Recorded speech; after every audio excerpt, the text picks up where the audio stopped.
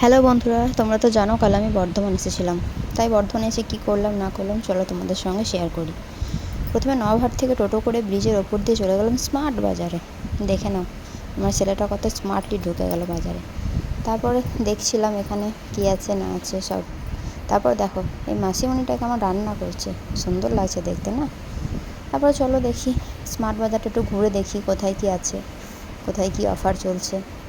তারপর যে জিনিসগুলো কেনার ছিল টুকিটাকি অফারে পেলাম, কিনে নিলাম। বুঝতেই তো পারছো গরিব টরিব মানুষ, অফারে থাকলেই কিনবো। তারপর দেখো কেমন আমার ছেলেটা সব কিছু দেখে বেড়াচ্ছে, মনে হচ্ছে ওই সব কিনে নিয়ে চলে যাবে। এই দেখো এই এলো পুতুলের কাউন্টার। আমার ছেলেটা এখন একটা টেডি ধরেছে, ওটাও নেবেই, জেদ করছে আমি নিয়েই বাড়ি যাব। তারপর আর কি ওকে একটু বোঝালাম, ট্রলিটা করে একটু ঘোরালাম। তারপর যাই হোক ওটা ভুলে গেল। তারপর আমি কিছু জিনিস কিনেছিলাম, সেগুলোর একটু বিলিং করিয়ে নিলাম। তারপর চলো বিলিং হয়ে গেল, এবার বাড়ির উদ্দেশ্যে রওনা দিলাম। দেখা হচ্ছে পরে ভিডিওতে, টাটা।